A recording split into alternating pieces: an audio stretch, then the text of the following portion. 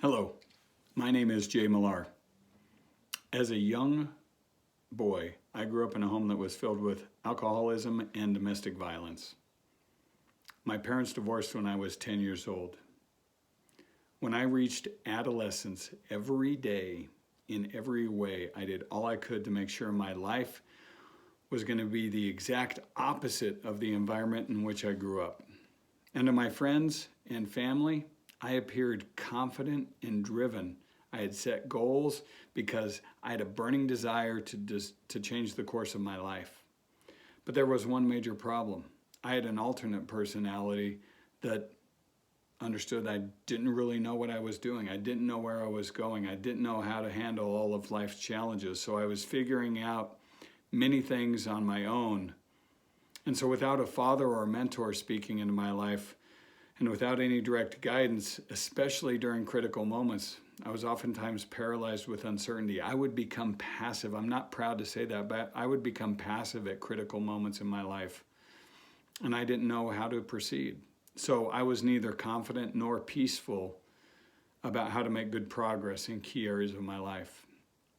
And then one day, all of that changed. I was in my early 20s and I heard Lou Holtz, then head football coach of the University of Notre Dame, say something that changed my life.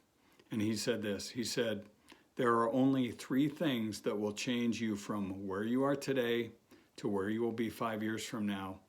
And those are the books you read, the people you meet, and the dreams you dream. And that was so important to me, I'm going to repeat it one more time. And he said, there's only 3 things that will change you from where you are today to where you will be 5 years from now. And that is the books you read, the people you meet, and the dreams you dream. I internalized that to mean I could change the course of my life from where I was at today to where I would be on the day that I died. And because of that one statement, I realized that even though my father wasn't speaking into my life, I could create my own set of advisors. I could create a virtual father, if you will. And so I intentionally began to seek the advice from men that I admired. I liked reading, so it was easy for me to read personal development books that people recommended, but I also looked at those that were perennial bestsellers. I wanted to know that the advice I was seeking had withstood the test of time. And finally, I began to dream much bigger dreams than was common for my family at that time. Throughout my adult life, because of that, I learned 10 important lessons that helped me become successful. I'm not saying these will help you become successful. I'm just saying that these were a game plan that I wish I'd had when I was 20 years old about how to navigate life. And I want to share those with you because I feel compelled to share this information that I wish I had had. And I wish I had somebody going shoulder to shoulder with me back then. And I also realized that these were easy concepts to translate not only to you. I'm sharing them with your nephew, and I'm sharing them with other young men who are reaching out to me and seeking advice. And all of this has enabled me to achieve what I feel is my version of ultimate success in life. Now, we need to be careful about that. I'm not trying to impose my version of success on anybody else, so let me define what it looks like for me. And for me, that means I have a happy and loving marriage. I have wonderful friends. I have 3 young men making their way in life with much more confidence and peace than I ever had.